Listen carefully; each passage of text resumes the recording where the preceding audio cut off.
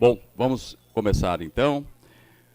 Muito bom dia, é uma honra recebê-los neste encontro tão importante para a nossa região. Muito obrigado pela presença nobre dos senhores e das senhoras. Vamos começar então, promovendo agora a composição da mesa. Convido o superintendente, Dr. Ricardo Cavalli.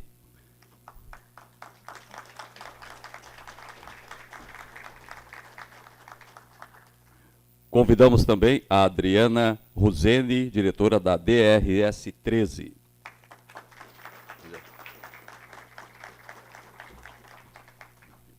Tudo bom? Muito obrigado. Estão aqui em Ribeirão Preto as raízes do HC, mas nossos braços e o nosso futuro vão muito além, pois o HC pertence a toda a região, é de todos, e é dessa forma que traçamos nossos objetivos. Trabalhar, inovar, crescer e oferecer o melhor, sempre. Quando trabalhamos em parceria, todos ganham, o paciente, o sistema e a nossa região.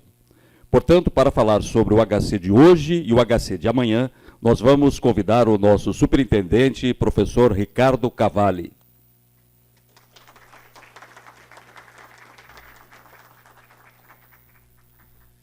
Bom dia a todos, todas, prefeitos, secretários, vereadores, gestores de saúde da nossa região. E, inicialmente, eu queria agradecer a vinda de vocês.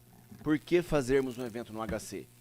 Para acolhê-los na nossa casa e falar assim, ó, aqui é o hospital de referência de alta complexidade, é onde os doentes vêm, é onde a gente quer resolver, e a gente está aqui para dialogar, para conversar. Por isso a gente agradece muito a vinda de vocês, porque aqui a gente pode tirar discussões que podem ser frutíferas. Não é um encontro formal quando se tem nas CIRs, nas regionais, é um encontro à parte. A DRS está com todo o empenho de vir aqui e a gente quer mostrar para vocês o que aconteceu nesses últimos 2 anos, desde quando a gente assumiu a gestão, uma apresentação rápida de 10 minutos, e depois discutir modelos para a gente melhorar o que a gente aumentou. E para melhorar o que aumentou, é fundamental agora essa discussão com o município. Nos aspectos de contrarreferência, nos aspectos de transporte paciente. Ah, Ricardo, mas você veio aqui para cobrar isso? Não, para a gente trabalhar isso em conjunto.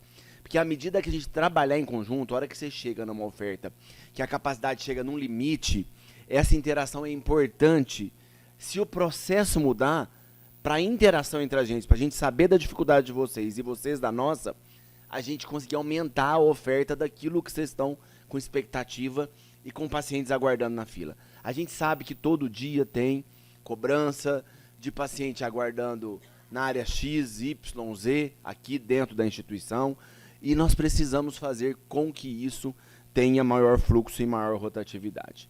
Então eu vou fazer uma apresentação rápida dos últimos 2 anos em números para vocês.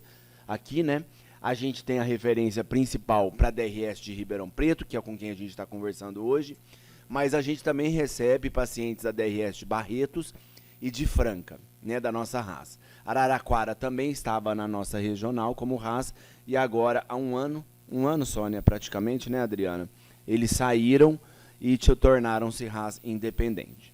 Quando a gente vê aqui, nós temos ensino, assistência e pesquisa, né, para mais de 90 municípios e mais de 4 milhões de habitantes.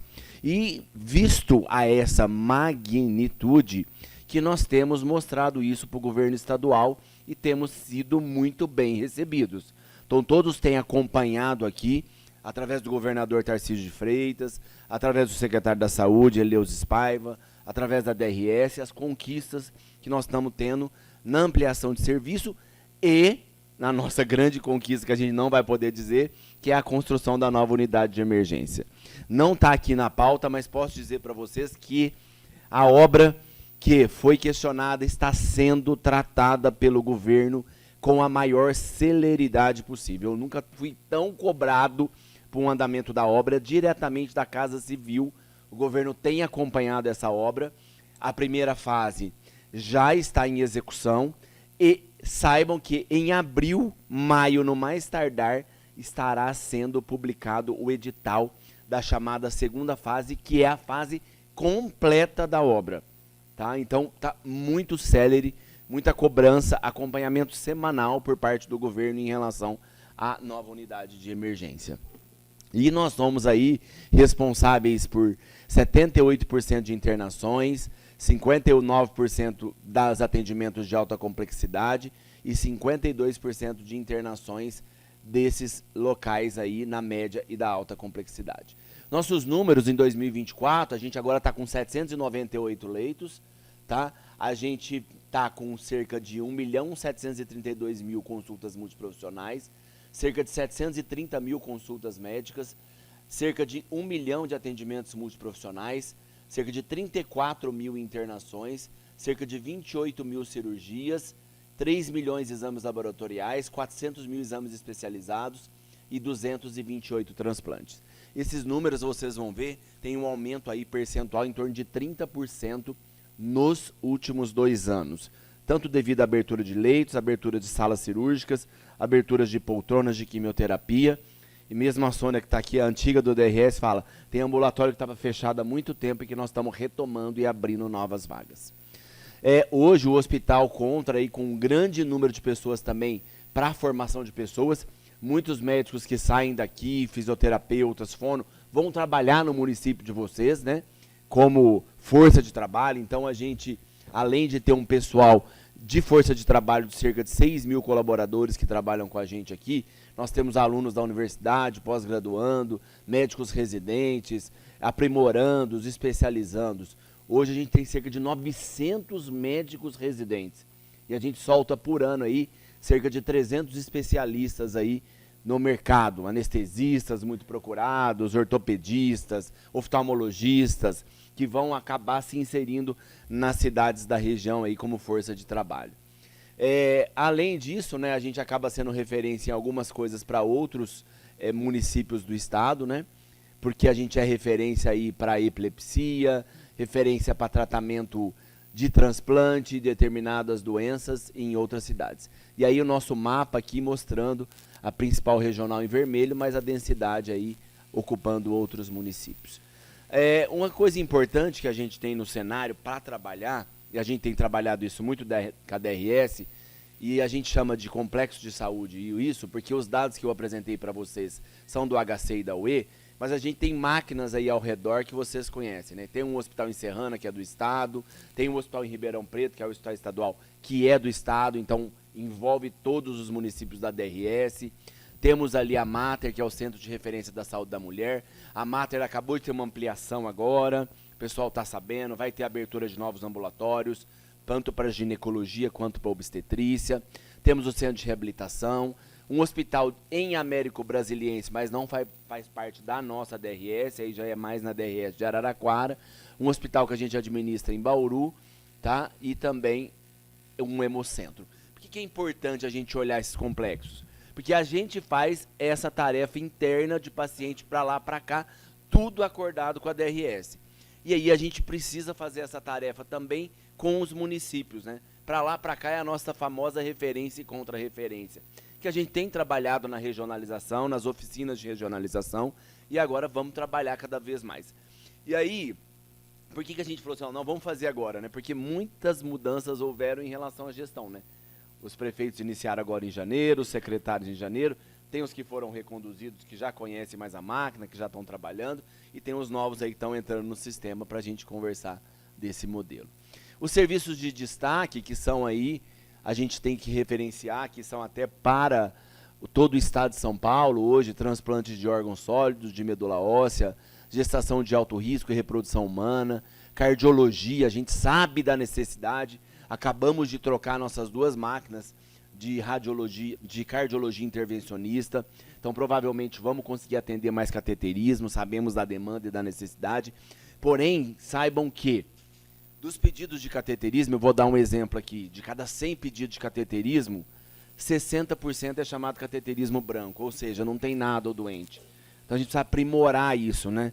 Para ver esse pedido de cateterismo, por que exame passou, melhorar o protocolo dele, porque a gente faz 100 e 60 não tem nada. Então será que lá os nossos médicos na ponta tão pedido o cateterismo como um primeiro exame e não teria outros exames anteriormente que poderiam resolver esse quadro e diminuir aí essa fila e essa demanda.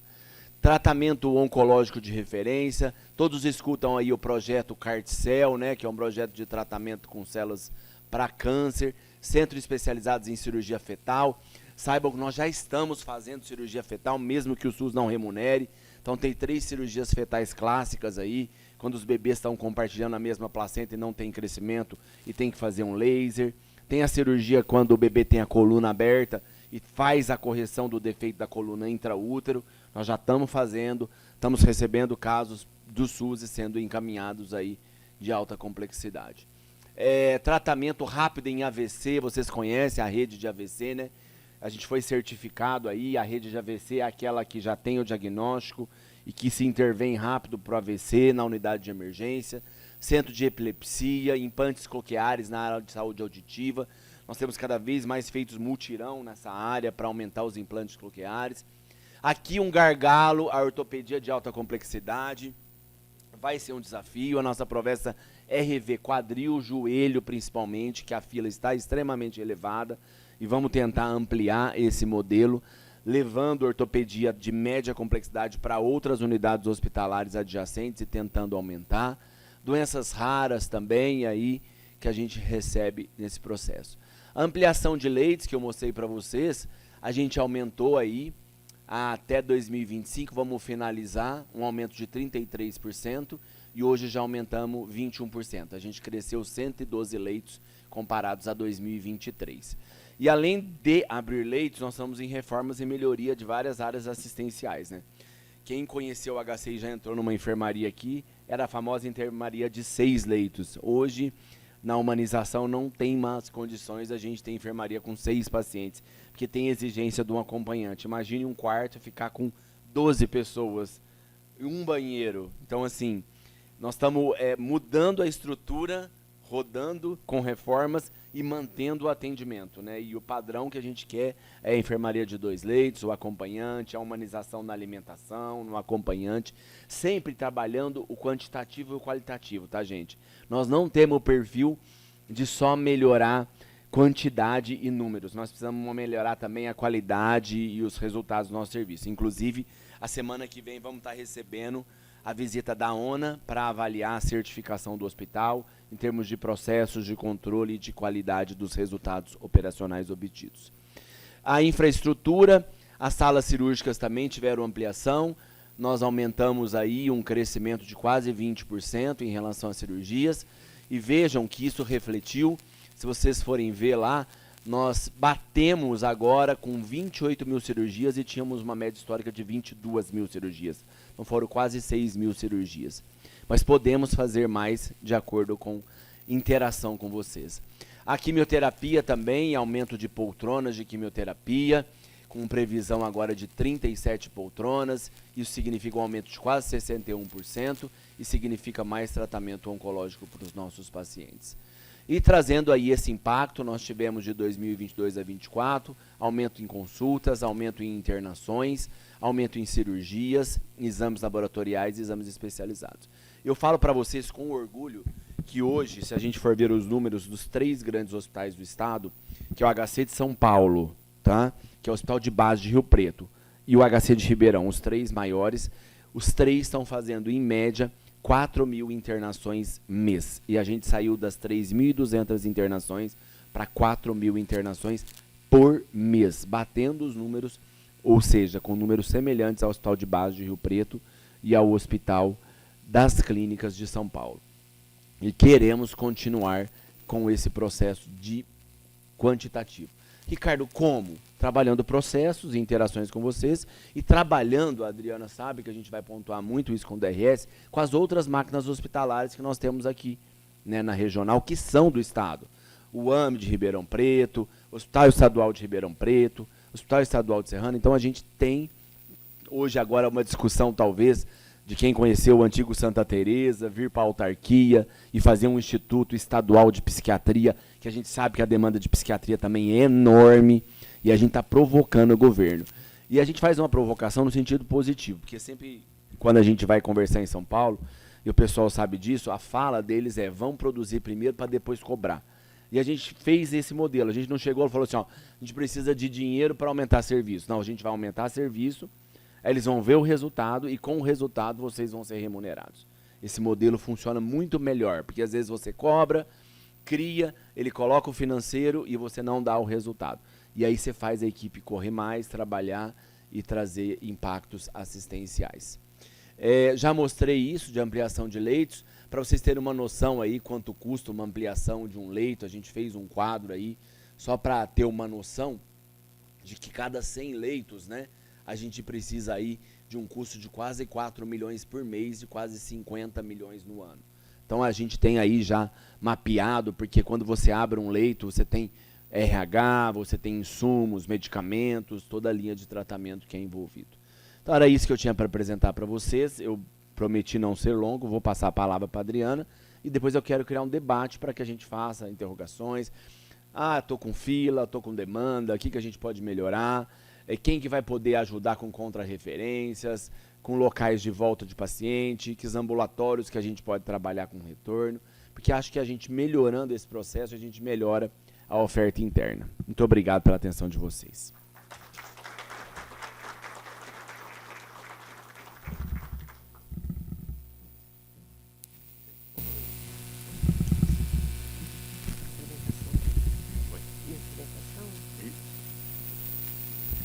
Bom dia a todos.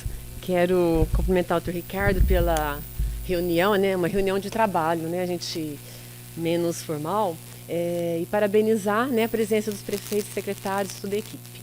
Eu vou fazer uma breve apresentação referente ao DRS-3 de Ribeirão Preto. Pode passar.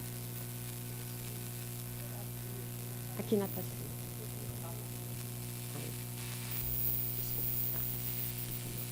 Bom, o DRS-13, ele é localizado na Avenida Independência, 4.770, Ribeirão Preto. Esse é o nosso organograma, segundo o decreto estadual, é a última estrutura da Secretaria de Estado da Saúde. Nós temos 17 departamentos regionais de saúde no estado de São Paulo. Nós temos as áreas de gestão, né, que é auditoria, ouvidoria. Temos o NAFOI, que é a nossa farmácia, né. Entrou, eu que coloquei a caixinha, né, da ciência farmacêutica, que era a parte só de indicadores. Hoje nós temos 2 farmácias, né. Uma é a farmácia localizada no Novo Shopping, acima do Poupatempo, gerenciada pela FAEPA do HC de Ribeirão Preto, que é do componente especializado. E na regional também temos a farmácia de ação judicial, né? Começou com 200 pacientes, hoje nós temos mais de 4.000 pacientes cadastrados. Na parte amarela são as áreas técnicas, né? Os centros de planejamento, que envolve todos os programas de saúde, regulação. O Centro de Desenvolvimento e Qualificação, que é a humanização do SUS, de educação permanente.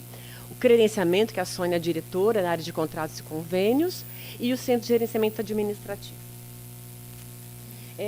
Em 2006, a portaria 399, que foi o pacto, um grande movimento no estado de São Paulo, e voltando para o processo de regionalização no estado de São Paulo e no Brasil, nós temos hoje 26 municípios no DRS-3 de Ribeirão Preto, né? Aqui foram constituídas 3 regiões de saúde: a região do Vale das Cachoeiras, a região do Aquífero Guarani e a região do Horizonte Verde. Todas essas regiões nós temos CIR presencial todo mês, né, um regimento, para discutir as políticas públicas de saúde no âmbito regional. Então, o papel do DRS hoje é implementar, articular as políticas públicas nos municípios e também o apoio e assessoramento técnico. E em 2011, com o decreto 7508, que veio para regulamentar a Lei 80 do SUS, voltou o processo de regionalização de uma forma macro, né? Então, foram constituídas 17 RAS no estado de São Paulo, em 2011. A regional de Ribeirão Preto, inserida na RAS 13, com a regional de Franca, Barretos, Ribeirão Preto e Araraquara. Todos os processos os planos regionais da rede de urgência, da rede de oncologia, da rede materno-infantil, foram discutidas com os 90 municípios dessa RAS 13, né, com uma população de 13 milhões e 900 mil habitantes. Agora, em 2023, o governador Tarcísio resolveu apresentar um novo projeto de regionalização, iniciou em março de 2023, e trabalhar o processo de regionalização no estado de São Paulo. Então, também olhando para o foco de ampliação, mexendo no desenho regional. Então, aqui, das 4 regionais, nós ficamos com 3 regionais de saúde inseridas na RAS. Ficou Franca, Barretos e Ribeirão Preto. Então, hoje nós temos com o regional de Araraquara 18 RAS no estado de São Paulo. Mesmo assim, a RAS 18 de Araraquara depende da instituição HC, né, porque vários procedimentos estão alocados aqui desde a época do pacto. Tá? Então, hoje nós temos 66 municípios com uma população de 2.577.000 habitantes. Nós temos cadastrados na regional de Ribeirão Preto 523 estabelecimentos de saúde. Tá? Destacamos 27 hospitais gerais. 27 hospitais gerais. Nós temos um AME, que ele é um AME regional, 3 hospitais especializados, a Mater, que é a saúde da mulher, o Hospital Especializado Santa Teresa de Psiquiatria e o CAIS de Santa Rita, que é psiquiátrico. Uma unidade mista, que é Santo Antônio da Alegria, centro de especialidade 93, 56 unidades de apoio diagnóstico, 24 unidades móveis, 17 CAPs e 22 pronto-atendimentos e 219 UBS postos de saúde. Aqui no âmbito de área hospitalar leitos, nós temos 2.439 leitos, entre cirúrgicos, clínicos, obstétricos, pediátricos, especializados, psiquiatria e UTI. E concentra o maior número de prestadores na região do Aquífero Guarani, que é Ribeirão Preto, maior concentração de hospitais de alta complexidade, que é o HC, unidade de emergência, o campus, Santa Casa, a Beneficência Portuguesa, além dos hospitais de pequeno porte e de retaguarda. Não posso deixar de falar do HC. O HC ele tem um papel fundamental na nossa região, ele é referência regional e também para a RAS 13 e para outras DRS também, alguns procedimentos, para São João, para Marília. O HC ele é uma autarquia do Estado, nós temos um convênio de assistência firmado com a Secretaria de Estado para assistência ambulatorial e hospitalar de média e alta complexidade. O HC ele teve um papel muito importante na pandemia, no Covid, transformou o hospital em 80% em leitos de UTI Covid e também de enfermarias. Eu falo, se não fosse o HC e todo o apoio da equipe do HC, nós não tínhamos sobrevivido a essa pandemia. Também nós temos o HC como referência, né, que já apontei, e agora com o recurso da tabela SUS Paulista teve um maior incremento com cirurgias, né? Foi um hospital que destacou no estado de São Paulo como maior produção apresentada no monitoramento do SUS Paulista, com cirurgias e também a parte ambulatorial. Falando um pouco de financiamento para a região do DRS 13, então, o que está impactando tanto no nível do Estado como no nível dos municípios, a judicialização da saúde. Né? Vocês podem observar que 2022 até 2024, o aumento crescente de custeio para as ações judiciais. Hoje nós temos cadastrados no S-Codes, que é o sistema do Estado, para conhecer as demandas judiciais. Nós temos o maior volume de fraldas, medicamentos, cirurgias e procedimentos, home care, câmara hiperbárica, fraldas. Então, tanto os municípios estão sofrendo com essa demanda, como o Estado, o próprio DRS. Então, hoje nós temos 5.659 ações judiciais ativas no sistema, para solidárias entre município e Estado, 4.212 ações e 1.447 apenas para o Estado. Então, hoje, março de 23, nós estamos com 27,7 milhões já utilizando para ações judiciais, para só DRS. Aqui também um recurso, um financiamento do Estado de São Paulo significativo, já em 374,6 milhões, referente às emendas impositivas de 2024 e 2025, né? As transferências voluntárias, as emendas parlamentares e o IGM SUS Paulista, que foi um recurso que o governo do Estado colocou para a melhoria da atenção primária para os municípios. Nós tivemos um incremento de 21,5 milhões, né? Substituiu o antigo Pabinho para esse IGM Paulista, inclusive teve antecipação de recurso para ações de enfrentamento à dengue. Nós temos recursos também aplicados para convênio de assistência, né? E a tabela SUS paulista para 50 instituições, entre clínicas e hospitais do nosso DRS, no valor de 264 milhões, que foi um grande avanço na nossa região. Porque nós tínhamos sempre prestadores de serviço com uma tabela bem abaixo, né? Tabela SUS defasada há mais de 20 anos, não tinha como negociar ampliação de serviços e a tabela SUS paulista proporcionou isso, ampliação da assistência, a reorganização do serviço, da oferta, mas ainda temos um grande impacto. Muitos municípios não estão com os contratos vigentes, né, atualizados. Então, vocês precisam ter um olhar muito especial, os prefeitos e o secretário de saúde, com relação aos contratos, porque o Estado libera o recurso, né, do SUS paulista com base na produção, e a produção é com base no convênio firmado com a instituição hospitalar do município e instituição. E grandes avanços que nós tivemos e vamos ter. Então, um grande avanço surgiu no período da regionalização, que foi a construção e implantação do AME Ribeirão Preto, que é um AME regional, com mais de 26 especialidades. Isso foi demonstrado nas oficinas de regionalização, um vazio assistencial para média complexidade e diagnóstico. Então, o AME ele é um centro de diagnóstico. Ele é gerenciado hoje pela Fundação da Santa Casa de Franca, que concorreu na época à licitação. O objetivo da regionalização é a reorganização da assistência, né, do acesso, mas pensando na complexidade dos serviços de saúde, né, regional também. As oficinas aconteceram aqui em Ribeirão Preto, em âmbito de RAS, 7 e 8 de agosto de 23, com a participação dos gestores municipais e dos prestadores de saúde, bem diferente do pacto da PPI de 2007, que era só os municípios na época. Aconteceu a segunda oficina em março, né, fazendo um ano, já fez um ano, 13 e 14 de março de 2024. E foram identificados os problemas regionais. Todos os municípios, todos os secretários participaram das oficinas, desde a atenção primária, discutindo atenção primária, atenção ambulatorial, especializada, hospitalar e também hospitais de pequeno porte. Nós não conseguimos avançar com relação aos hospitais de pequeno porte, tanto na região do DRS, como também ontem eu fui dar uma reunião em São Paulo, que já vamos trabalhar agora a terceira etapa da oficina, com relação aos hospitais de pequeno porte. Então, está tendo um recurso alocado nos prestadores, mas não temos assim, resposta ainda suficiente para atender a demanda, para aliviar um pouco os hospitais de alta complexidade.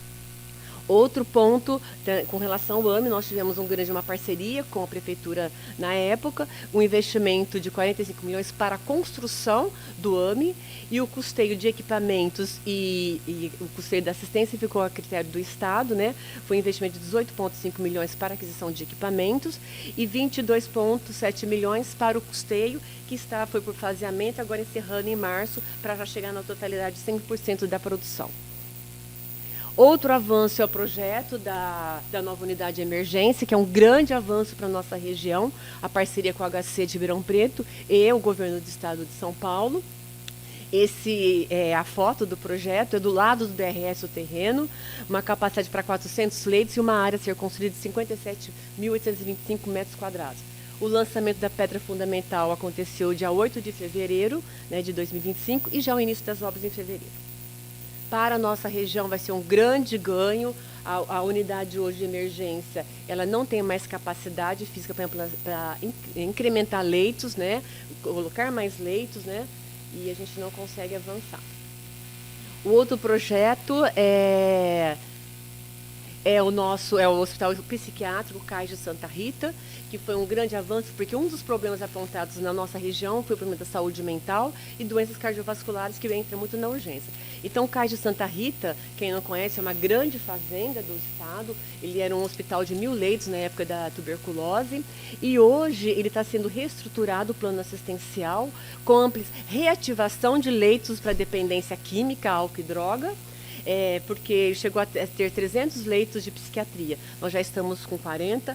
E um grande avanço, que nós fizemos um projeto há 3 anos atrás, para incrementar o leitos de cuidados prolongados e paliativos. Então, a proposta do projeto, nós tínhamos colocado 50 leitos e hoje vai chegar em 100 leitos para cuidados prolongados, que é uma demanda regional. Mas precisamos também da parceria dos gestores municipais e dos prefeitos com relação a internações sociais. A proposta desse hospital agora, para chegar em 100 leitos, é para instituições prolongadas, pacientes paliativos que precisam de reabilitação, cuidado de enfermagem. Não paciente que não tem família e que fica lá como asilo. Não, a proposta não é ser asilo, é para rodar os leitos de urgência. Então, o governador autorizou o incremento desses leitos, era 50, vai chegar em 100. No plano. E agora também vai ser gerenciado, já está sendo gerenciado pela Associação Fraternidade São Francisco de Assis e Providência, que é o Frei Francisco, que é um grande empreendedor da saúde no estado de São Paulo. Tem mais de 70 serviços de saúde no estado de São Paulo, o barco do Amazonas, 3 barcos de saúde no Amazonas, e também tem fora do país. E é isso, né? Eu deixo essa mensagem que foi da Conferência de Saúde estadual, de um SUS solidário, que garantir direitos e defender o SUS, a vida e a democracia, amanhã vai ser um outro dia. É assim, quem está no SUS sempre espera que um dia vai ser bem melhor. Então é isso que é a minha mensagem. Obrigada.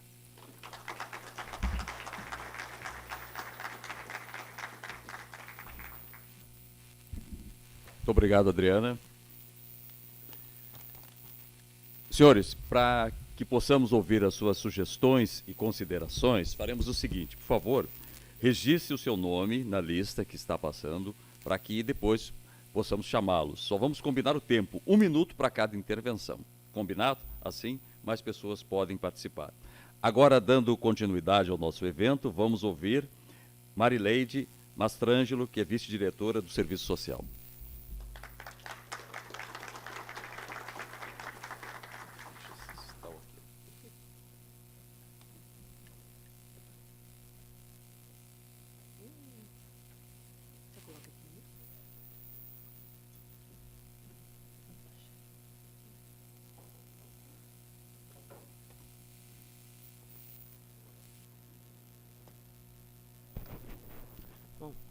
Bom dia a todos. Estou aqui representando a diretoria do Serviço Social, em nome do nosso diretor Arlen, que teve um problema de saúde e não pôde estar conosco.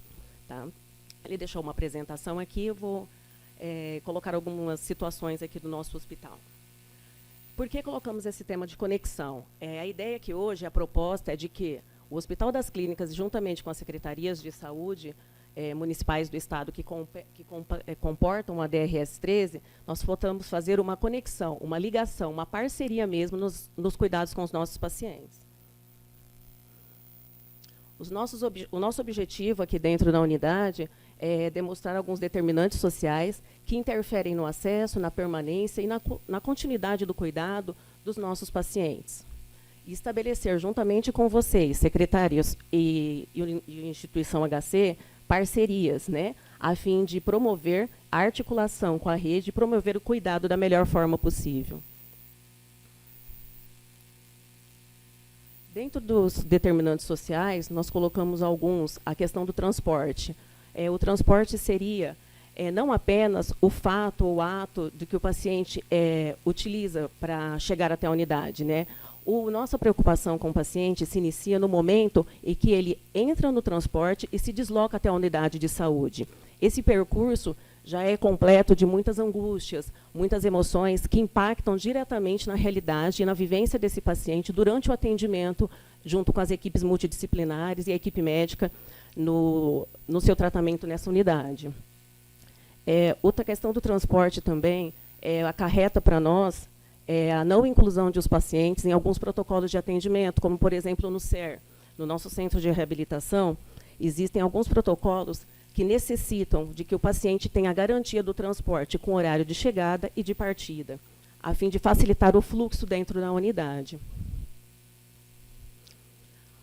Os pacientes acamados, idosos, com mobilidade reduzida, acabam esperando, em média, 4 horas para retornar para casa, o que dificulta muito o tratamento desse paciente na condição física e emocional dele de ficar aguardando, às vezes, durante muito tempo, e gera uma angústia para que ele chegue logo em casa. Outra questão que nós gostaríamos de colocar também, que é o impacto na segurança e no bem-estar dos nossos pacientes.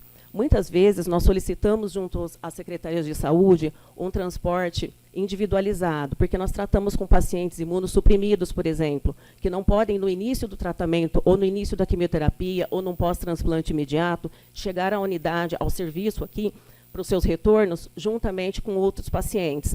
Então, nós solicitamos o atendimento e a acolhida desse paciente quando nós fazemos essas solicitações, tanto nas discussões quanto nos encaminhamentos.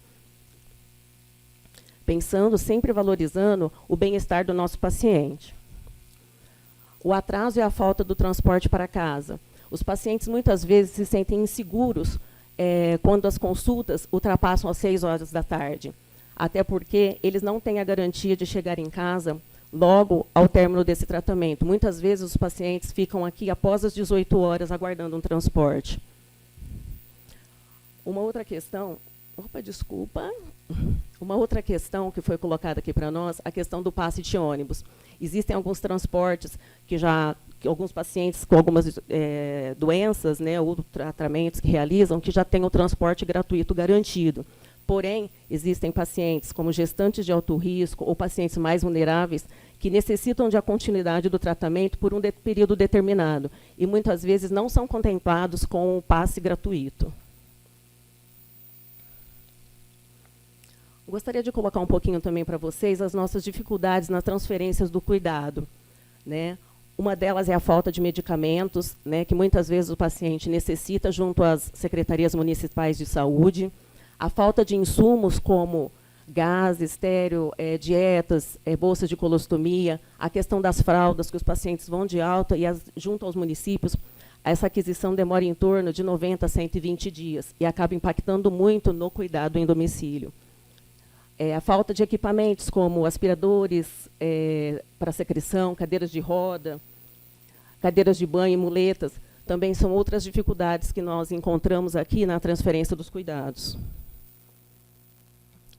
A insegurança alimentar, tanto temporária como crônica. Muitas vezes, o paciente, quando vai para casa, ele se depara com uma realidade social muito complexa. Nós pedimos o suporte dos municípios para que nós tenhamos garantia, tanto da política pública, na questão da segurança alimentar, a fim de que esse paciente não complique nas questões de desnutrição e acabe reinternando conosco. A articulação com a rede, nós gostaríamos muito, nós prezamos, né, para que essa articulação seja feita da melhor forma possível, junto com as secretarias de saúde, com os CRAS, serviços de referência e garantias de direito.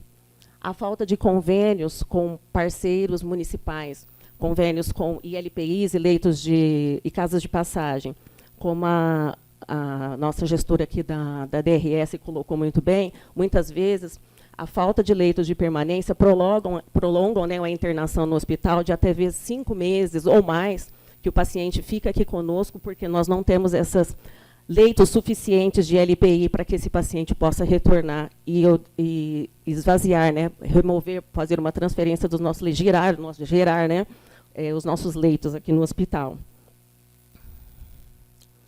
Uma proposta aqui com relação à conexão seria, né, já finalizando um pouquinho aqui para vocês, era uma apresentação bem breve, uma das nossas propostas aqui é fazer uma visita técnica, né, juntamente com a participação dos assistentes sociais, enfermeiros, o núcleo interno de regulação e outros profissionais aqui da instituição, junto aos municípios, a fim de que apresentar os nossos serviços oferecidos aqui para melhorar a compreensão dos critérios de internação e de encaminhamento, né, realizar reuniões de alinhamento com as equipes municipais, a fim de fazer trocas de experiências, tanto colocar e identificar os desafios e mostrar o que foi prática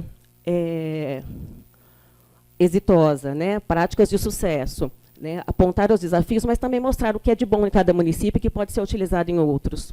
Fazer realmente essa troca de experiência entre nós, o Hospital das Clínicas, e os municípios. Trabalhar em parceria, né, para pactuar as responsabilidades na questão das deshospitalizações e fortalecer a comunicação para garantir que o paciente tenha um encaminhamento adequado junto aos seus municípios. Bom, é uma apresentação breve, era só para pontuar algumas questões que nós levantamos durante todos os anos que nós estamos trabalhando aqui junto com a instituição, né, e dizer para vocês que essa jornada, que esse caminho é apenas o início da jornada, né, e que nós gostaríamos de contar com a parceria de vocês a todo momento. Muito obrigada.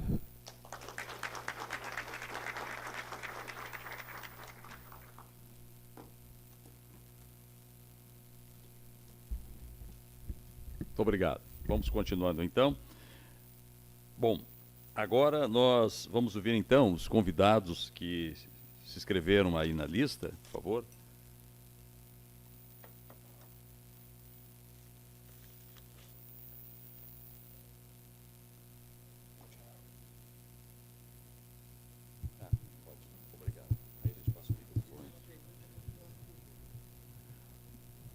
Bom, vamos ouvir então o Humberto Castro, de Altinópolis. O microfone já vai passar.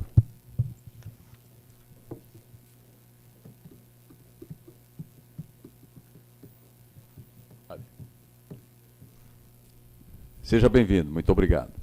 Alô. Bom dia a todos. Obrigado pela presença de todos vocês. Vou ficar aqui um pouquinho mais ao fundo, que talvez fique mais fácil o pessoal me visualizar. Na pessoa do Dr. Ricardo e da doutora Adriana. Quer vir até a frente aqui, se o senhor sentir mais à vontade, por favor?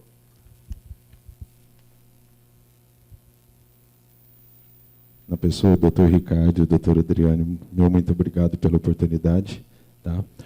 Creio que quase todos aqui são iniciantes de gestão, como eu sou, e talvez as dificuldades a gente está cada vez mais se aprofundando nelas, e muito provavelmente foram apresentadas aqui por vocês.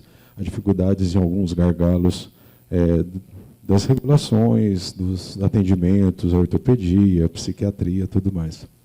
Mas um ponto importante que eu gostaria de avaliar, e como foi proposto pelo Dr. Ricardo, para a gente, numa conversa, avaliarmos pontos, nossos municípios pequenos, eu sou do município de Altinópolis, acredito que a maioria dos municípios da nossa regional pode ser que tenham a mesma dificuldade. Nós temos a situação de muitos pacientes que vêm para alta complexidade, que são atendidos aqui. E, normalmente, nas altas, as prescrições que são feitas, chega lá na ponta, no município, a gente não tem o respaldo de termos as medicações prescritas, que são medicações que sabemos da importância dela, sabemos do trabalho junto aos hospitais de alta complexidade, que estão na ponta, que tem o que há de melhor nos serviços, só que lá no nosso município pequeno a gente não tem essas medicações que normalmente são prescritas. Então fica aqui a minha observação para que essa rede entre o que é prescrito aqui, que é de ponta, não nego, entendo que a ciência busca cada vez melhores e mais eficazes tratamentos para a pessoa, só que lá no nosso município a gente enfrenta uma tremenda dificuldade, representada aqui muito bem nas ações judiciais, que isso vem travando a gestão.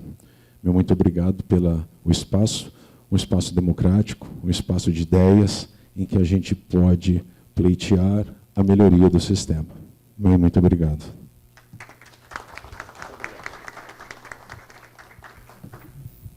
Eu considero esse termo extremamente importante, que eu tenho ouvido de São Paulo, né? Porque a prescrição vai sair, às vezes, com o melhor tratamento de continuidade, e realmente, às vezes, pode onerar.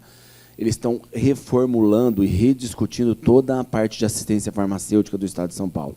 Tanto a questão de judicialização, tentando trazer para dentro mais medicamentos, mais linhas de tratamento, mais drogas aí dentro do âmbito da distribuição aos municípios. A Adriana pode até ter mais informações a respeito disso. A assistência farmacêutica do Estado é forte, mas precisa ser fortalecida. Nós temos farmácias de alto custo com coberturas importantes, mas, com certeza, deve ter linhas de tratamento de continuidade com dificuldade de desembolso no município, principalmente no município, aí, às vezes, com dificuldade. Você quer comentar, Adriana? Referente aos medicamentos, nós temos hoje, só no DRS, só pelo alto custo, que são os padronizados pelo Ministério, 27 mil pacientes cadastrados. Eles retiram de Ribeirão Preto no Novo Shopping, na farmácia do Novo Shopping, e na regional via Malote. Então, é um volume muito grande de pacientes, isso cadastrados. Tá? E são medicamentos caríssimos. E agora também ação judicial.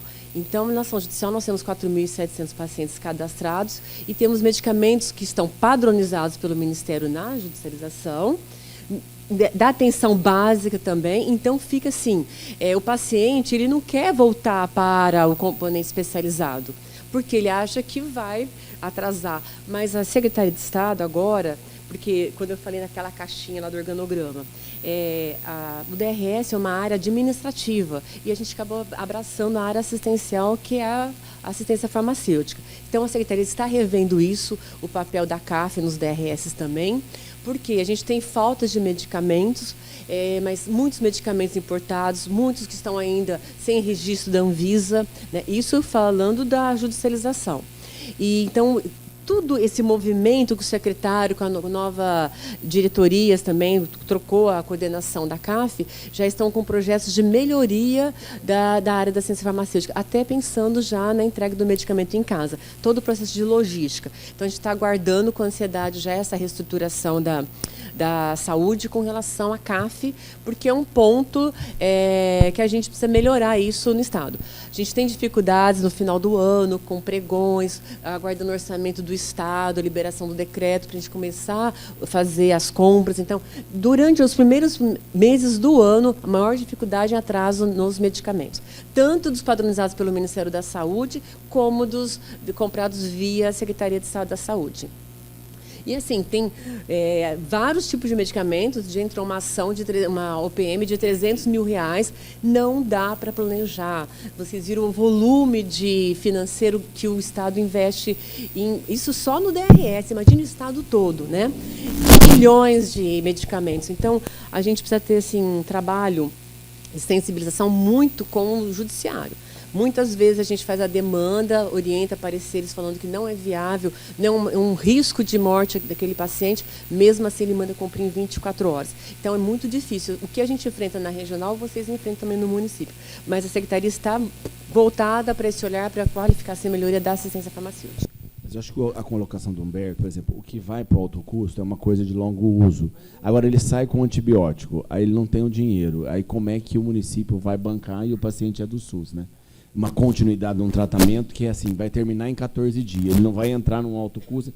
Como é que alguém tem experiência exitosa em município, que ele tem um percentual de recursos destinado para isso, reservado para isso, para já usar para esse modelo de prestação de assistência, que a gente pode ver os medicamentos mais prescritos no hospital, buscar uma linha ABC de curva, de custo, para trabalhar e aí, de repente, ter isso em conjunto, num complexo de todo mundo, falar assim, vamos fazer um consórcio, vamos adquirir, quando chegar com esse tipo de tratamento, o mais comum é sair com esse, com aquele, e aí o município já ter, porque para ele adquirir de última hora, chega a pressão, o município vai lá, vai bater na secretaria e vai falar assim, eu preciso terminar o tratamento, e ele não tem condição de comprar mesmo o tratamento. Então, eu acho que a gente pode, o pessoal do DAS está aqui, a Júlia, conversando com o secretário de Saúde de Ribeirão Preto aqui, a parte, né, levantar essa questão de medicamentos prescritos na alta, para a gente ver quais são os principais, não os de longa permanência, porque os de longa provavelmente vai entrar no alto custo ou vai ser fornecido, a gente só prescreve aqueles medicamentos habitualmente que ou estão no alto custo ou estão nas farmácias populares aí e que já são distribuídos pelo município. Já tem, doutor Ricardo, da unidade de emergência, já sai por um período de 7 dias esses medicamentos. Já tem uns que a gente manda com tratamento. Já foi discutido isso anos atrás, a gente assim, o paciente que precisa ir para o alto custo já sinaliza antes da alta, olha, para entrar com a documentação, porque é regra do Ministério, é o laudo de emissão de APAC, de solicitação. Porque demora. Tem a avaliação do auditor dentro da farmácia do alto custo. Então, tem um período de 15 dias para o paciente começar a receber a medicação. Então, a proposta é assim, esses pacientes que saem do HC, por exemplo, ele tem condições o HC de manter por 7 dias esse medicamento antibiótico? Porque o grande problema nas nossas contrarreferências, quando sai do HC para Santas Casas, é que não tem a garantia do medicamento. Então, eu não vou receber, é muito caro o antibiótico. Então, precisamos pensar numa estratégia para melhorar isso. Porque a maioria diz, não, eu não posso receber o paciente, o HC pode falar também, a Júlia vai falar, ele vai falar porque é um assunto importante. Espera só um pouquinho, deixa ele falar, Júlia, aí você fala também. E tem que envolver muito também a pressão social, o serviço social que eu estou avaliando aqui nesse aspecto. É um assunto muito complexo, né, que vai envolver vários setores. E uma dificuldade que a gente encontra, muitas vezes, quando sai para o processo de alto custo, essa medicação tem um processo, tem uma listagem, exames, uma série de coisas assim. E aí, quando falta alguma coisa, essa pessoa vai lá no médico da unidade, lá do postinho, e fala, mas eu não acompanhei, eu não sei do caso, aí precisa voltar aqui. Vou usar o exemplo do HC, mas em qualquer outro hospital mais avançado. Tem que E marcar aí data. a gente fica com uma dificuldade, porque parece para o nosso cidadão que é uma dificuldade que a secretaria, que é o município, que não está realizando. Ele precisaria voltar aqui dentro da unidade de onde ele recebeu a prescrição. E isso é uma dificuldade tremenda. Fica aquele jogo, o cidadão, no meio do processo, precisa da medicação, acha que é uma dificuldade da secretaria, quando, na verdade, faltou um atestado, faltou uma declaração, faltou uma receita a mais dos pares de receita que são realizados. Então, que isso tudo seja feito num ciclo harmonioso para que o cidadão não seja prejudicado. Perfeito. Júlia, quer falar? Aí, Júlia, depois tem, a respeito disso, a secretária lá de São Simão também quer colocar alguma coisa. Eu acho que são duas coisas a levar em consideração nessa questão. Os pacientes que estão com a gente aqui, quando é paciente que está aqui no hospital só por conta de medicamento, tanto antibiótico quanto qualquer outro medicamento de alto custo, os médicos pedem a deshospitalização e o HC oferece o medicamento para o paciente fazer no município. A gente oferece medicamentos para até 180 dias, dependendo da medicação. Enoxaparina, antibiótico, ganciclovir, outros tipos de antifúngico, e o paciente já sai daqui com essa medicação. A gente, via NIR, entra em contato com as unidades de saúde das cidades ou com as Santas Casas, que são hospitais de menor complexidade, para orientar, muitas vezes, como que manipula, como que faz, como que administra, e a gente segue isso nos municípios. O que a gente tem, às vezes, é a resistência dos municípios. Mas eu não sei lidar com esse tipo de tratamento, mas eu não sei fazer aquilo. A gente orienta, a gente tem a nossa enfermeira que entra em contato, que orienta, que explica, que liga para checar, que manda relatório, faz tudo, mas a gente tem um pouco de dificuldade dessa devolutiva do município. Quanto à questão do fornecimento, do preenchimento de todos os papéis para entrar na farmácia de alto custo, a gente otimizou muitas coisas no nosso sistema para que muitas coisas sejam automáticas, né, do prontuário. Por exemplo, dapaglifosina, precisa da glicemia de jejum e precisa da hemoglobina glicada. Às vezes o médico, na hora que faz o processo do alto custo, ele esquece de imprimir. Então, é um exemplo que a gente já colocou para ir automático os exames, justamente para facilitar um pouco para o paciente essa questão. Porque se ele chega lá com falta de um exame ou de um relatório, eles não vão entregar, vai voltar e vai ter que começar o processo tudo de novo. Então, assim, a gente está trabalhando isso, e junto com o serviço social, a gente está envolvendo o serviço social aqui no hospital, para que o serviço social também fique em contato com o paciente. Se essa situação acontecer, para o paciente não ter que retornar, ele entra em contato com o serviço social, explica onde está o problema, o serviço social aciona a equipe médica, a gente refaz o processo, remonta o que precisar e envia para o município de origem. Então, acho que a gente pode centralizar esse fluxo dessa maneira para facilitar para o paciente. Internamente, a gente já tem discussão disso, a gente já está aprimorando o sistema, porque, como o professor Ricardo falou, a gente tem 900 residentes no hospital. Então, às vezes, uma coisa ou outra escapa mesmo de pôr o relatório, de colocar o exame. Então, o que pode ser automatizado, a gente já está fazendo. Mas, às vezes, ainda tem falhas, então a gente pede que vocês falem com o paciente para entrar em contato com o serviço social, que o serviço social procure a equipe médica para a gente poder definir esse fluxo. E pedir assim, para conversar nos municípios nessa questão dos medicamentos que a gente oferta, que a gente manda, inclusive a gente manda soro, equipe, tudo prontinho para diluição, para o paciente poder fazer isso no município. Porque muitas vezes o paciente fica aqui, ocupando um leito de alta complexidade, que poderia estar sendo usado por outro paciente com demanda naquele momento, só para terminar antibiótico ou antifúngico, porque o município tem dificuldade de receber esse tipo de paciente. A gente manda o medicamento, a gente faz a orientação, tem o telefone 24 horas disponível com enfermagem e equipe médica se tiver algum problema. Então, a gente pode também depois enviar um e-mail com tudo isso, com todas essas orientações, os contatos, para facilitar para todo mundo. Júlia, a secretária lá de São Simão tem algo a respeito disso, por favor? Ela precisa do microfone. Não, acho que eu não preciso, não. Eu só falo alto. É assim, ó, a gente encontra um verso, eu até falei já com a menina no início, a gente tem receita do HC, cai no HC, de medicamentos que a gente não consegue comprar na nossa região. Aí tivemos um problema com o Bolívia, que saiu daqui no cartão. Aí não achava que esse Bolívia em lugar nenhum aqui na nossa região para comprar. Como deixamos para a família vir aqui. Tá bom. Pedimos para a família vir aqui, o médico deu, o único lugar que se conseguia comprar esse medicamento em São Paulo, numa farmácia chamada acho que é isso, né? e tivemos que comprar lá. Compramos já várias unidades para deixar para esse paciente, mas é isso que a gente tem que rever. Que vindo de encontro, não é o problema do financeiro, o problema é de local de compra desse medicamento. O principal é dar o feedback. Às vezes não chega na administração e a gente pode conversar com a área que está prescrevendo, entendeu? Até já tinha A passado gente isso cria pra um canal, Adriana. como ela disse, de feedback, e aí fala, ó, chegou a prescrição disso, nós estamos atrás, e às vezes a gente pode junto orientar e ter. E o serviço social também tem que fazer essa interação. E outra coisa, quanto a serviço social, rapidinho aqui, mudando já de assunto, é que eu acho que a gente tem leitos de UCP, mas nós não temos leitos de longa permanência. É o que a gente também precisa rever isso, viu, Adriana? Que de cuidados prolongados a gente tem. Tem lá em São Simão, na minha cidade, mas o leito de longa permanência a gente não tem. O único que tem município que tem é Ribeirão Preto, que é o São Francisco, é Francisco de Assis. É isso que eu falo. E é isso que a gente acho que precisa rever também. Eu acho que precisa ter. A gente tem provocado a Adriana, porque a gente vai precisar abrir. Hoje em dia os doentes estão mais complexos e vai ter a demanda de necessidade de contra-referência e de longa permanência também. Bem colocado esse aspecto. Obrigada. Como eu apresentei aqui no projeto que agora o Frei Francisco está assumindo, nós colocamos 50 leitos de cuidados prolongados, porque é uma demanda regional.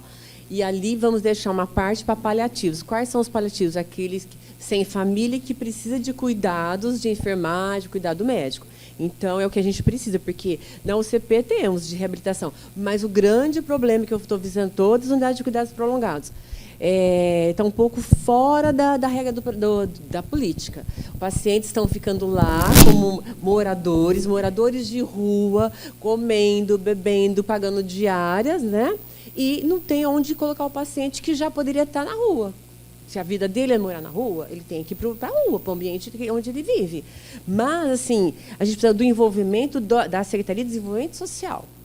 Agora, com um novo diretor. Então, isso a gente precisa trabalhar muito, porque tem já falei para o promotor de justiça, nós não conseguimos rodar leitos de unidade de cuidados prolongados, que é um incentivo à rede de urgência para ampliar, rodar leito da UE, da Santa Casa, da BNE, que tem porte de urgência. Porém, ele falou, não, a desenvolvimento social não tem recurso, a saúde tem. Eu falei, não, mas aí tem impactando, a gente não tem acesso para paciente entrar nas unidades de emergência, não roda leito. Então, a gente precisa trabalhar junto com o SAD do município, para tirar esses pacientes que estão lá mais de um ano, com altas, dependendo de alguns cuidados de enfermagem, né, um soro, uma sonda, e que um familiar não consegue. Muitos deles não têm família. Outros têm família, mas a família não quer pegar. E está lá nos hospitais. Então, isso é um grande problema que a gente tem, que precisa trabalhar junto. Então, a instituição de longa permanência é um papel da gestão municipal. Tá? São pacientes, a gente tem várias instituições de longa. Agora, a nível de saúde, aí nós estamos abrindo 100 leitos do CAI de Santa Rita. Um pouco o paliativo e também o CP. Hoje nós temos 20 credenciados pelo Ministério, já está abrindo mais 20, então já estamos com 40 leitos de UCP. Então, a gente está reorganizando essa área também, porque é uma demanda regional. Ok, vamos ouvir então Marcelo Barrio Novo, de Pitangueiras. Microfone. Aqui. Quer vir até aqui? Não, que aí a gente capta pela câmera. Por favor, pega o microfone.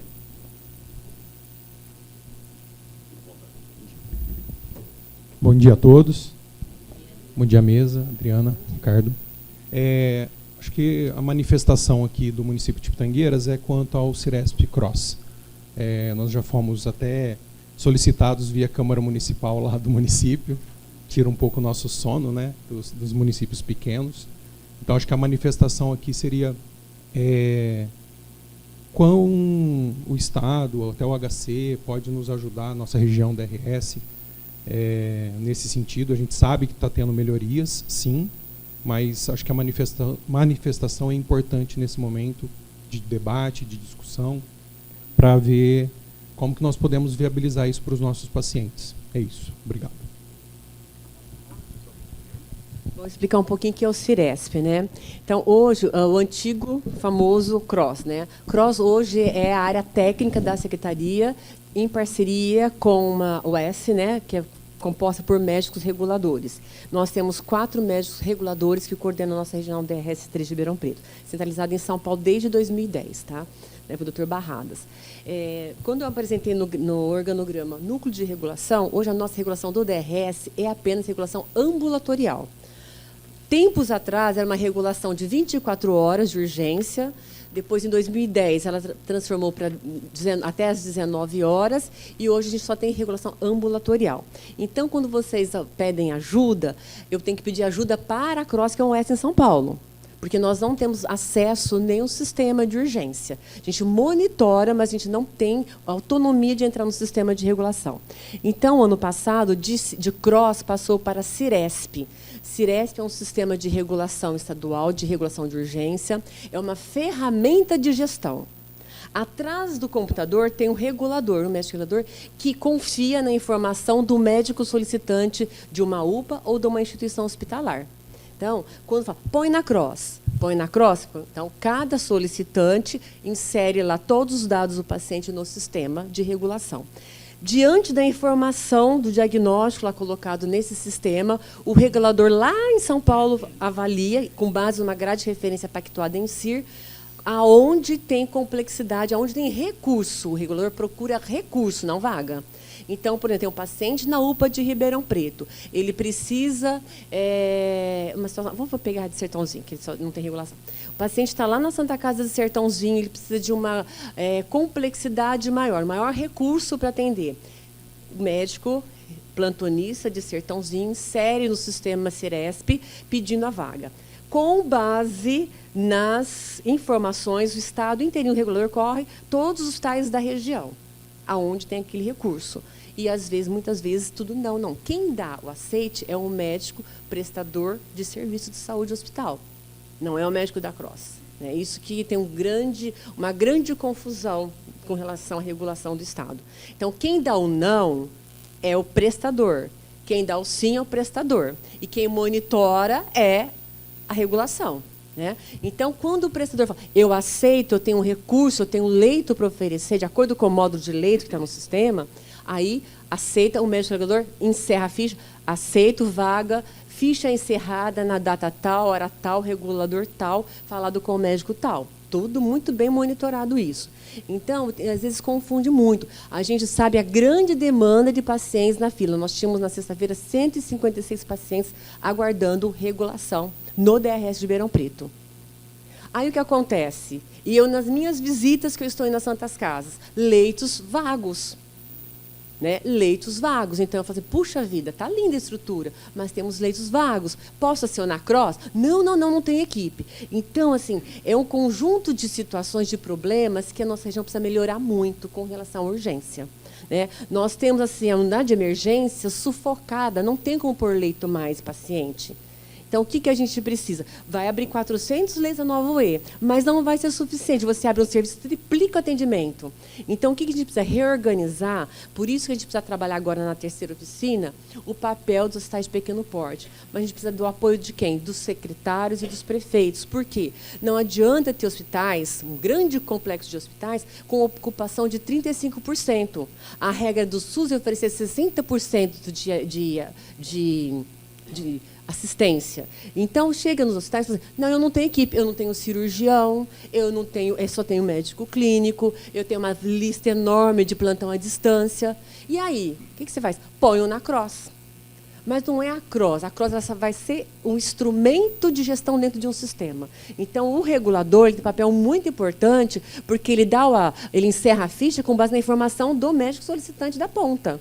Né? Então, deixar claro isso, o que é o Ciresp. Então, o que a gente precisa, como ponto primordial para a terceira etapa da oficina, trabalhar o HPP, sim. Porque os hospitais têm que se organizar, os municípios se organizar com equipe. A gente vê centro cirúrgico maravilhoso, fechado. Salas de obstetrícia fechada, maternidade fechada. Precisamos de leite de pediatria para dengue, hospital sem paciente. Né? Então, tem que ter um olhar, uma sensibilização dos gestores, e vocês aqui, nós estamos numa região com 80% que mudou os gestores, ter um olhar para isso. Né? Pra gente, precisamos de ajuda, porque não adianta abrir 400, Ricardo, daqui a pouco, 800 leitos de UTI, e não vai resolver o problema da nossa região. Não vai arrumar. Então, é um olhar para as UPAs, o encaminhamento. Nós tivemos um apoio na de emergência, com a doutora Júlia, a doutora Ana. Matriciamos 1 ano de fichas de solicitação da CROSS. as informações totalmente equivocadas. Não tinha critério para estar na fila de urgência. Então, não é pôr na cross porque o plantonista vai passar daqui 1 hora, que o plantonista vai chegar ainda. Não, gente. É muito sério o papel da regulação do sistema também, né? Então, a gente precisa desse olhar. Eu acho que a regulação ainda é um nó. A gente lidera a fila de cross para a psiquiatria no estado de São Paulo, regional de Ribeirão. Como? Se tem 2 hospitais especializados. Como? Porta de unidade de emergência tem leitos de enfermaria para psiquiatria, de urgência. Temos no Hospital Estadual de Serrana 10 leitos. Justifica ter fila de espera na cross para paciente psiquiátrico? Não justifica. Por isso que está tendo um olhar da Secretaria de reativar, um olhar do plano essencial para os hospitais de psiquiatria. Tanto no Santa Teresa, que é essa proposta agora, que vai ser um avanço diferente um pouco da proposta do Cardio Santa Rita, porque lá nós temos dependência química e aqui nós temos transtornos mentais, que é o grande nó no Estado, que hoje a maior problema de saúde que foi apontado na regionalização do Estado é a saúde mental. Então, é isso. Mas ficou claro do Ciresp? Então, a gente precisa do apoio de quem? Do médico que está lá na Santa Casa do município, aquela Santa Casa que é referência, né? E o olhar da UPA. Será que aquele paciente da UPA tem realmente... Ele precisa ir para a ficha da cross de urgência do sistema?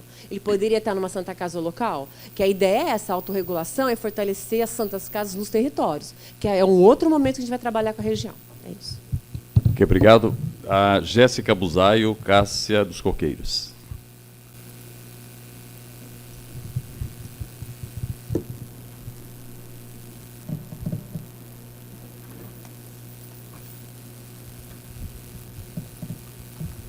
Bom dia a todos, bom dia à mesa, doutor Ricardo, Adriana.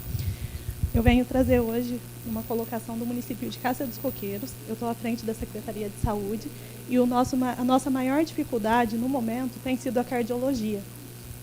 A cardiologia, a gente sabe, no HC por enquanto está parado, né? E abriu para o AME.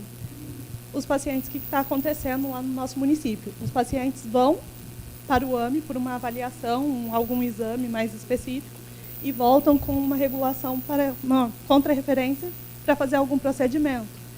E acaba ficando ali parado porque a gente não tem para onde mandar para esse procedimento. E uma outra dificuldade nossa é a questão de ortopedia. Ortopedia pé, né, que abrange o pé como um todo, e ortopedia ombro acima de 40 anos. A questão, eu queria só voltar um pouquinho na questão do Ciresp, que a Adriana comentou bastante, a questão de colocar na ficha, etc. e tal. Mas um aspecto que eu acho que merece discussão com a secretaria é o órgão Ciresp, é quem está por trás também, o regulador lá. Tá? Precisa aprimoramento dos reguladores. Lá é cedido para uma OS. Todos nós, vocês solicitantes e os prestadores já reclamaram do trabalho dos reguladores, que também tem que ter o entendimento do diálogo com o solicitante e com o prestador. Ele faz pouco diálogo de intervenção. Nós já reclamamos publicamente. Estou falando até nem como superintendente, eu sou obstetra de formação e trabalho no centro obstétrico, que eu sei como o regulador age lá. Eles também não têm, às vezes, noção. Eles tiram um paciente de uma área X, manda para Y, Z manda para W.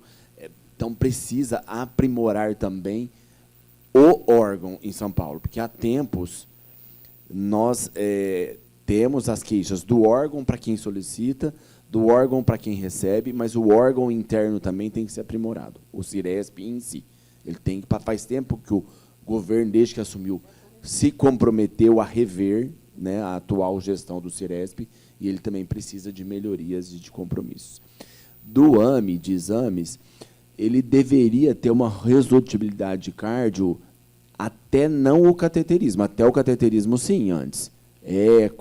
Eco-stress, a Adriana pode falar que está contratualizado. Então, não é para voltar sem resolutibilidade, não. É para ter uma resolução com o maior possível, porque ele tem máquina para isso. Ele tem ressonância, ele tem tomógrafo, ele tem eco, ele só não tem o cateterismo e cintilografia. Então, assim, que é um exame muito mais especializado, e aí deveria ter resolutibilidade. Até é bom, eu quero provocar essa situação, mas não provocar negativamente, ver de vocês como é que está a resolutibilidade do AME em relação aos doentes. Estão chegando lá e os resultados, para vocês se reportarem para a DRS, que é quem acompanha o contrato. E o pé, a gente está tentando reabrir realmente, é uma demanda muito grande, e o ombro também, toda a ortopedia. O que a gente vai precisar fazer? Né? E a gente vai conversar isso com a Adriana. A gente vai precisar de mais máquinas, que eu comentei aqui, por exemplo, o ERP, que talvez faz o que o AMI faz, que é uma colecisté, que é um procedimento cirúrgico que dá para ir para o AMI, mas aí o AMI está na gestão da Adriana, para ter no ERP outros procedimentos e aí abrir no HC mais coisa. Não sei se eu fui claro para você. Então, seria 3 máquinas rodando aí, por exemplo, o AMI, Hospital Estadual, hospitais estaduais, porque ela mostrou que os principais prestadores estão na regional de Ribeirão Preto, no Aquífero Guarani, para desocupar mais o HC e ter uma capacidade de abrir mais vagas para ortopedia de alta complexidade.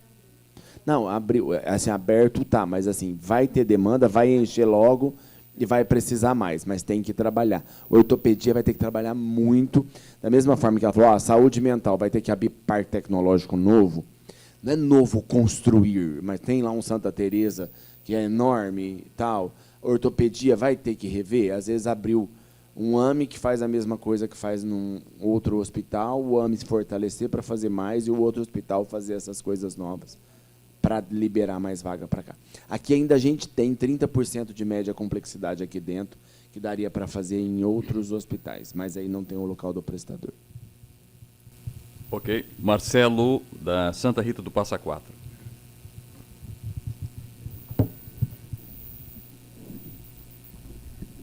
Bom dia a todos.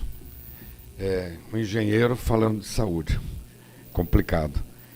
Mas temos o exemplo de Santa Rita do Passa Quatro, da Associação dos Franciscanos, que estão assumindo o CAIS, agora se chama Hospital Estadual Santa Rita, para atender os cuidados prolongados, sem leitos. Né?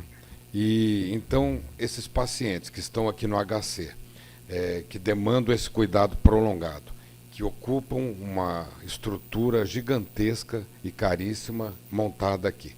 Eles poderão ir para Santa Rita, lá um custo muito menor, liberando os leitos aqui do HC para atendimentos mais complexos. Eu quero colocar aqui um assunto para a gente refletir. Né? O Santa Rita tem uma Santa Casa com 60 leitos. Uma estrutura bem montada, terminando uma reforma, um hospital muito bem montado. Nós não temos UTI. Então, tudo que demande uma UTI, uma cirurgia, um atendimento mais complexo, Ribeirão Preto, Cross, essa fila de espera terrível, né? A limitação das cidades pequenas, aí todos nós sabemos, é muito grande para chegar no Cross. É uma luta. De madrugada, nós prefeitos ligando, os médicos ligando, incomodando as pessoas, tentando salvar vidas que estão no interior. Então, a minha sugestão, Adriana, doutor Ricardo, se a gente... recursos tem, financeiros, SUS Paulista, toda a injeção aí que o governador Tarcísio, o doutor Eleus, criaram, é fantástico.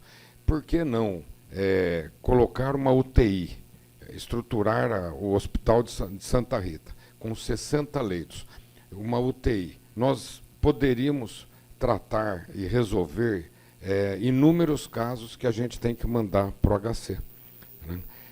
Dezenas de casos, a grande maioria dos casos, seriam resolvidos em Santa Rita e assim nos hospitais de cada uma das suas cidades aí pequenas, e não precisaríamos criar essa demanda tão grande para o HC. Tudo isso pode ser estudado amanhã, uma supervisão do HC nos hospitais, para melhor capacitar as pessoas, mas eu vejo assim, Santa Rita tem um hospital muito bom, terminando a reforma, completo, né, perfeito. Uma UTI lá, a gente deixaria de mandar dezenas de casos para cá. E também receberíamos de outras cidades, então falta muito pouco para que a gente possa ser um mini HC. Né? Então fica a sugestão, né? É isso que eu queria colocar. Obrigado. Perdão. Muito bom. A gente pode ter mais máquinas aí, descentralizando a região e trazendo oferta de serviços. Quem tem que brigar lá, vão bater lá e brigar no governador para o recurso do aporte do custeio, né, de recursos humanos e de equipamentos para ter essa máquina. Bom, temos mais pessoas. Tem o André Nader, de Santa Rosa de Viterbo.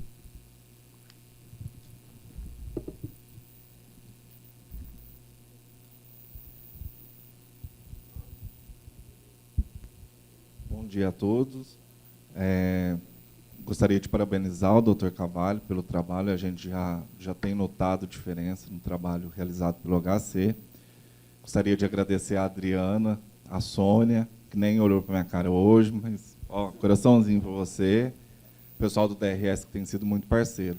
Eu vou precisar retroceder um pouco no assunto, porque, de fato, a questão dos medicamentos levantadas pelo Humberto é muito preocupante. Preciso ser justo em dizer que o que a doutora Júlia colocou realmente acontece. Nos casos de internação, eles entram em contato, às vezes, comigo na secretaria, ou às vezes direto com a Santa Casa, e informam da alta do paciente que eles vão fornecer o tratamento. O que me preocupa, na verdade, são as prescrições que saem dos pacientes que não vão ser internados. Eu recebi, assim, nesses 5 anos de gestão, 3 casos me chamaram muita atenção. O caso de uma criança de 3 anos que saiu do HC com uma prescrição de 3.000 gases para um mês. Eu tive o caso de um paciente também que saiu do HC com a prescrição de 12 fraldas por dia. E o caso de uma paciente de enoxaparina que não foi internação, a paciente saiu de alta para casa, mas a enoxaparina chegou para a gente, então o pedido chegou para a gente. Fora os casos de alto custo, que quando tem algum erro, alguma falha, ou esse paciente sai sem informação, ele vai bater na secretaria, a gente não vai deixar de atender um paciente que está com câncer, que precisa de um medicamento de alto custo. A gente acaba despendendo aí R$30 mil, às vezes, para um medicamento, que é o que a gente tem para gastar no mês com a nossa lista de genérico. Então, acho que isso precisa, de fato, ser discutido, isso precisa ser levantado. Peço para o Dr. Carvalho que possa levar isso para a equipe médica do HC, mais atenção nessas prescrições, porque 3.000 gases para uma criança de 3 anos para trocar uma sonda é muita coisa. Ou então, uma prescrição mensal de 120 frascos de dieta para dieta e 120 equipos para um paciente também chega a ser absurdo. Tá, eu gostaria que isso fosse levado em discussão. Não, é perfeitamente entendível o que você está dizendo. Agora, assim, a gente, como eu te falei, nós estamos internando 4.000. São 4.000 altas. Os casos pontuais têm que ser encaminhados para a gente avaliar onde chegou a área, porque não é genérico, você falou 2, 3 casos, então a gente precisa pegar esse caso e ver. Então, mas assim, todos podem ser encaminhados. A gente pode criar um canal, a gente se compromete aqui como está hoje, questão de prescrição, medicamento HC, para informar, pelo menos, a gente receber o feedback. Às vezes a gente nem está sabendo que chegou. Porque nós estamos sujeitos a sistema. Às vezes o próprio sistema pode ter gerado uma receita que está inadequada quando ao método. Pode ter erro. Isso não é incompatível com o fato. E a gente precisa saber. E aí, mais uma vez, a gente está falando muito de assistente social, e o serviço social está aqui, envolver muito essa questão do serviço social. Porque ela pode olhar o que aconteceu, acessar o prontuário e dar uma resposta, às vezes, mais rápido do que um recurso administrativo. Posso falar? Eu sou assistente social responsável pelo HC Criança. Concordo com você, tem algumas prescrições que a gente conversa com os médicos mesmo, mas, em questão de fraldas, isso acontece. Um exemplo, crianças que fazem quimioterapia usa muito, tá? Então, o que a gente tem que analisar? Cada caso. E, em relação a dietas, tem crianças que saem com prescrição de 30 latas mensais, né? E a gente tem um trabalho muito articulado com o município. E, em relação também aos medicamentos, a dificuldade maior é o ambulatório mesmo, né? São os atendimentos de ambulatório que os pacientes saem com prescrição, que a gente sabe que são medicamentos de alto custo, é resolvido, nós orientamos. Também medicamento da área administrativa também nós temos aqui. Agora, medicamentos contínuos, que a gente sabe que é do Rename, mas muitas vezes não tem.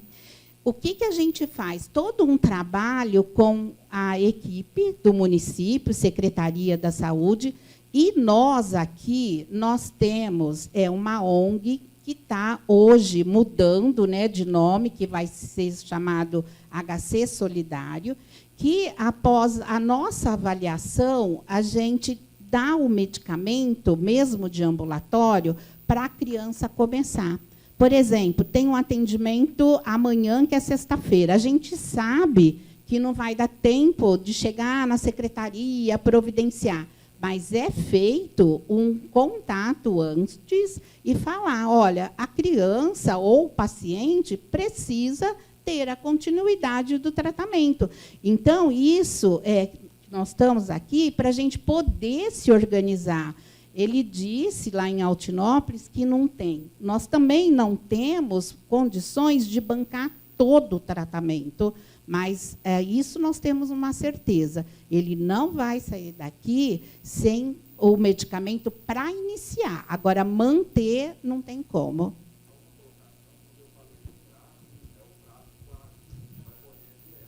Ah, tá bom. Tá. Okay.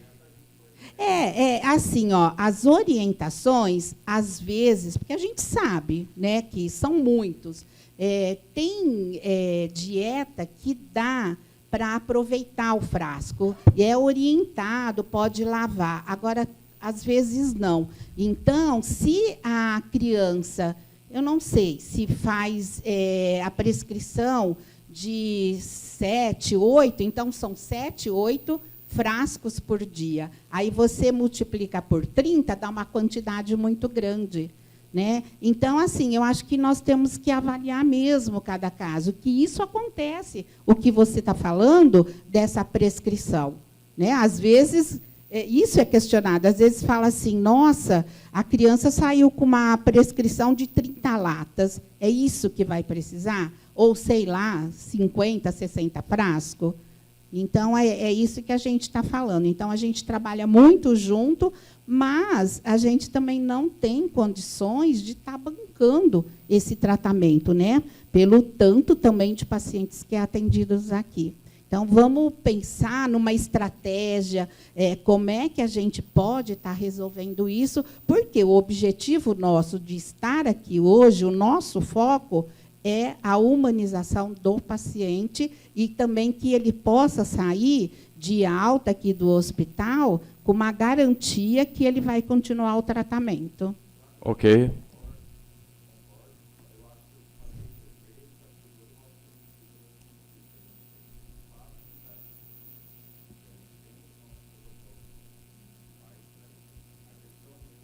Não, perfeito.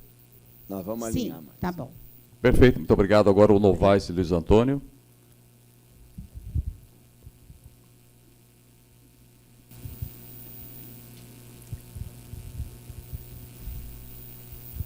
Bom dia a todos. Sou Hélia Novaes, de Luiz Antônio. Eu gostaria de colocar aqui, não sei se outro município tiver alguma resolução.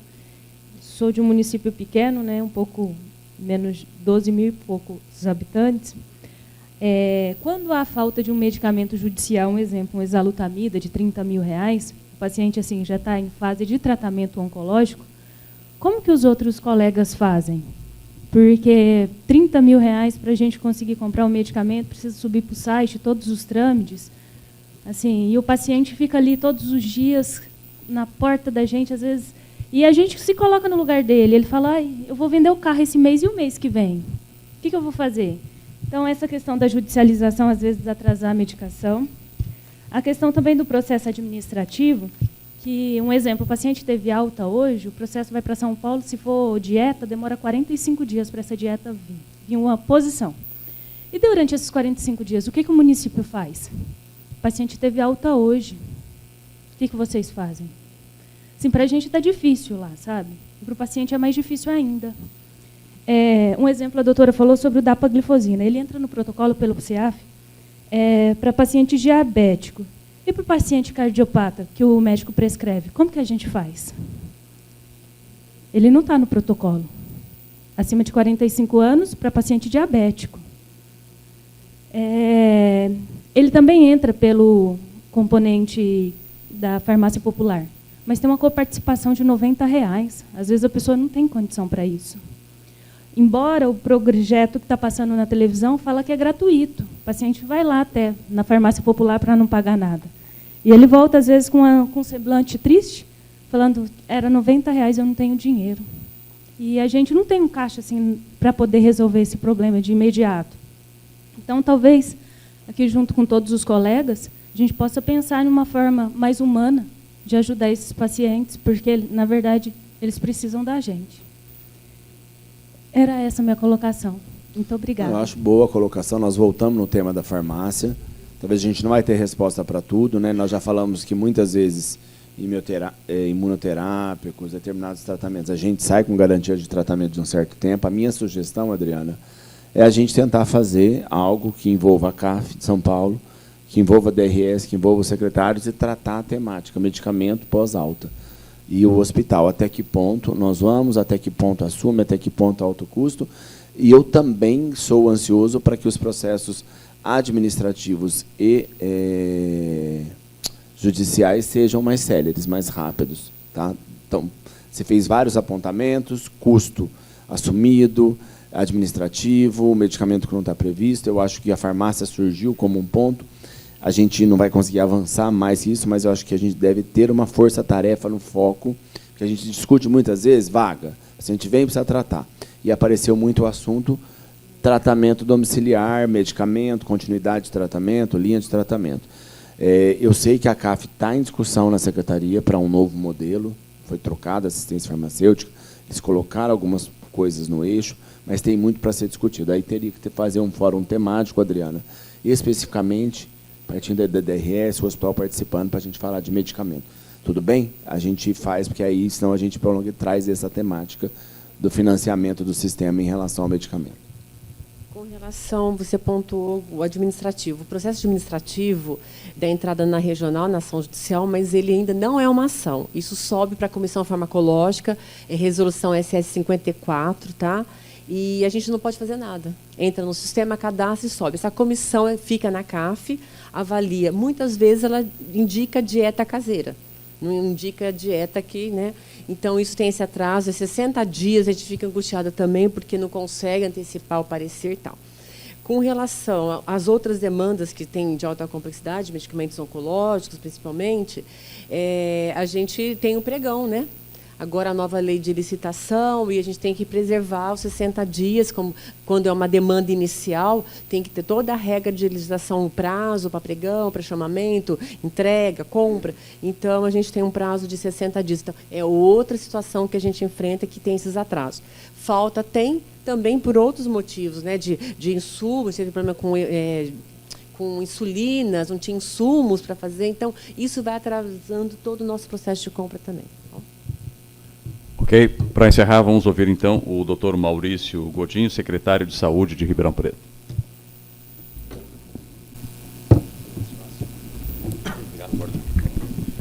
Bom dia, bom dia.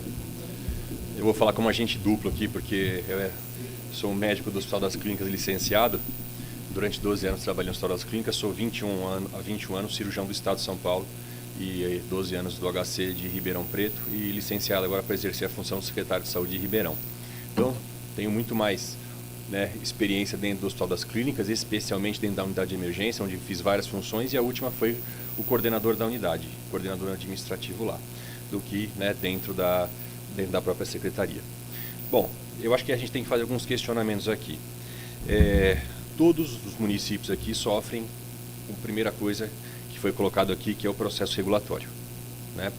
Então, isso eu acho que precisa ser rediscutido, a DRS tem que estar à frente dessa discussão. Ela está à frente, mas precisa tomar a frente dessa discussão, né? E a gente precisa tomar ações efetivas em relação à questão da regulação, tá? Eu vou dar um exemplo. saúde mental. Saúde mental, nós temos a regulação exclusivamente feita pelo Ciresp-Cross. A Adriana mostrou aqui 500 e poucos leitos de saúde mental, né, na nossa região à disposição. Só que nós temos uma dificuldade de acesso a esses 500 e poucos leitos. Eu tenho, em média, 25, 30 pacientes nas UPAs de Ribeirão Preto psiquiátricos, saúde mental, não só psiquiátricos, mas saúde mental, internados nas UPAs diariamente. E eu tenho certeza que os outros municípios também têm dificuldade em relação à saúde mental. Então, não é fácil a gente retirar um paciente de saúde mental de uma estrutura geral e levar para um leito de saúde mental especializado. Tá? Então, esse é um problema. A Adriana citou aqui a reunião de matriciamento. Essa reunião de matriciamento fui eu que inventei e fui eu que encerrei. Por quê? Porque a gente passou a fazer o papel da Cross. O Hospital das Clínicas, especialmente a unidade de emergência, passou a regular pacientes. E não é a função do prestador fazer isso, apesar de ser o maior hospital da região. Então, a gente deu toda a colaboração nossa, mas a gente, mais uma vez, precisa de um processo regulatório eficiente em relação aos municípios.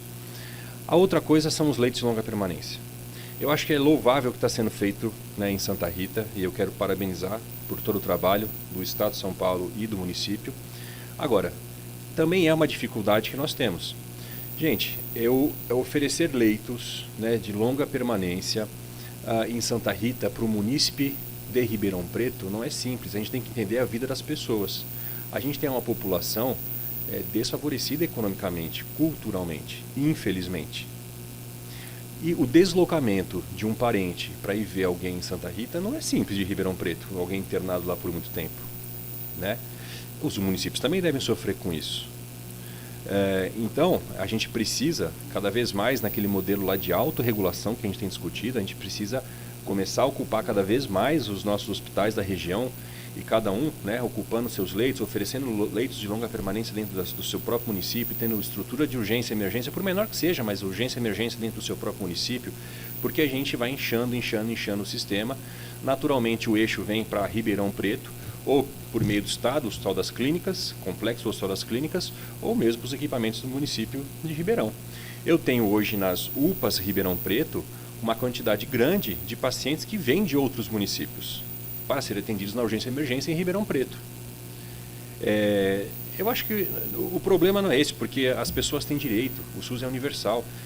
A questão é de gestão, né? Porque depois eu tenho que absorver leitos, né? Eu tenho que colocar muitos pacientes desses em leitos, que nós não temos na cidade de Ribeirão Preto, e nós ficamos lá com pacientes, né, em tela, que a gente chama. Nós temos, final de semana, nós tínhamos 70 pacientes aguardando nas UPAs para serem internados. E a gente não consegue dar vazão a isso. Eu não sei se vocês sabem, mas nós atendemos, né, até ontem 185 mil pacientes nas 4 UPAs de Ribeirão Preto, de janeiro a 26 de março. Tá? É um número bastante grande, considerando que a urgência e emergência não é ambulatório. O HC atende aqui 2 mil, né, pacientes dia, quase 3 mil.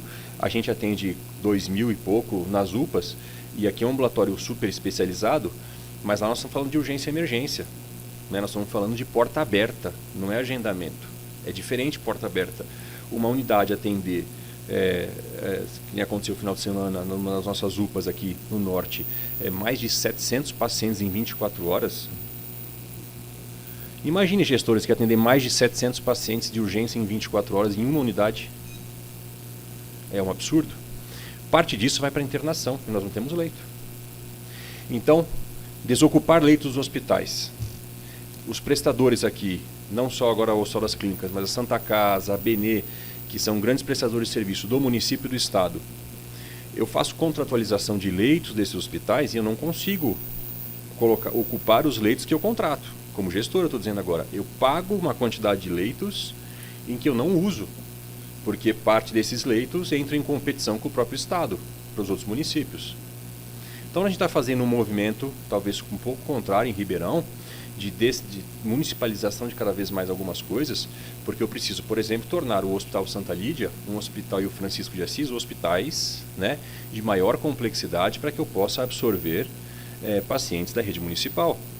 Porque senão eu não tenho onde colocar os meus munícipes, porque eles estão competindo com outros, e eu estou pagando a conta, e são contas caras, tá? Que a gente paga como gestor, né?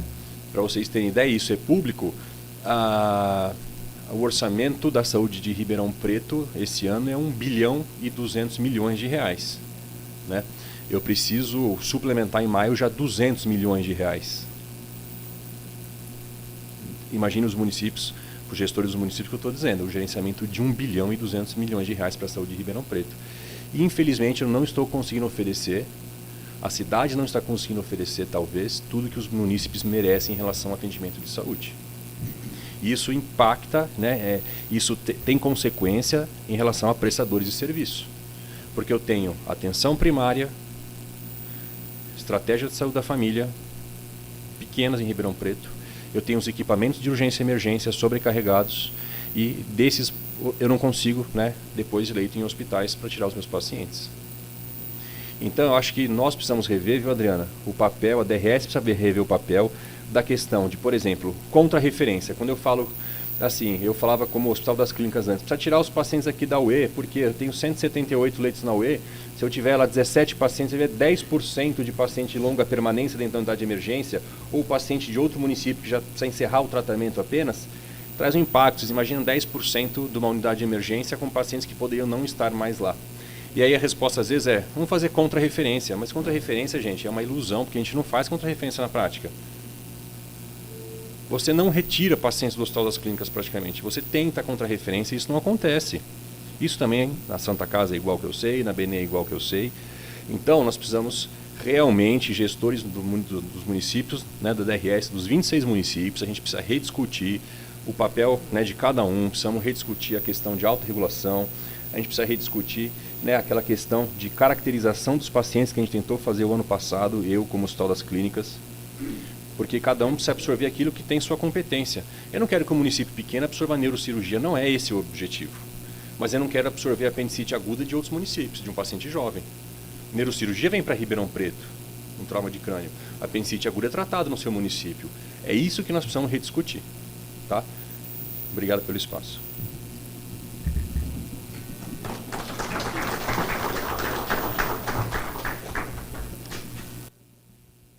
Acho que foi o nosso primeiro encontro, acho que foi extremamente proveitoso a gente poder discutir saúde.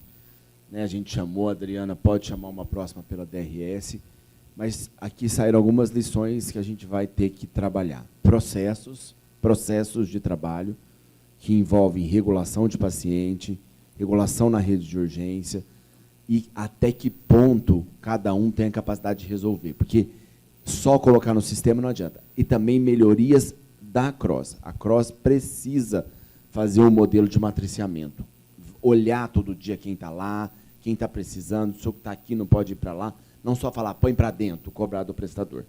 Na minha opinião, eu acho que isso é bem claro hoje, que a CROSS ela não pode ser um mero, eu quero a vaga. Ela pode questionar quem está pedindo, ela pode questionar quem está recebendo, ela também tem que ajudar na mobilização.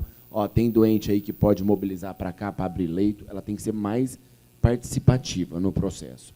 Acho que a gente tem que discutir longa permanência. Tem Santa Rita, que deu o exemplo, mas municipalizada, que o Maurício quis dizer, cada município ter um percentual para absorver dentro das suas Santa Casas, a Adriana também falou, porque à medida que eu mando uma apendicite e fica lá, entra uma neurocirurgia para cá, e farmácia também, e medicamentos para longo uso e tratamento para a gente aprimorar. Mas é bom a gente conversar, é bom ter diálogo. Eu acho que o momento do governo do Estado de São Paulo é um momento de investimento em saúde.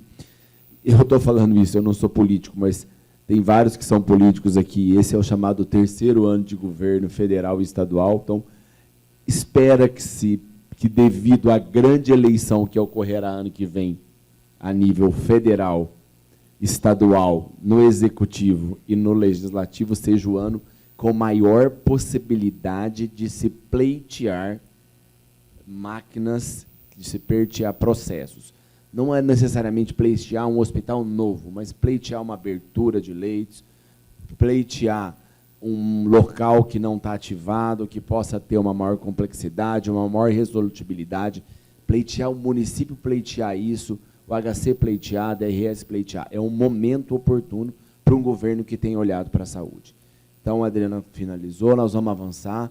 Eu agradeço a participação de vocês, foi muito importante, a gente vai gravar isso, a gente vai fazer um relatório, A gente manda e depois faz temáticas de longa permanência, de leitos, faz temática de farmácia, faz temática de regulação, provocando a partir do que surgiu de geral para fazer temáticas para a gente melhorar. Muito obrigado por todos.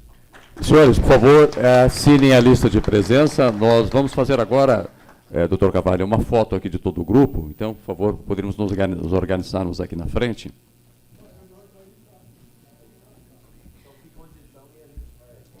Pessoal, só quero dar um recado que os relatórios individuais de cada município vão ser encaminhados, tá? Para todo mundo ter ciência dos atendimentos que o hospital realizou em específico para o seu próprio município.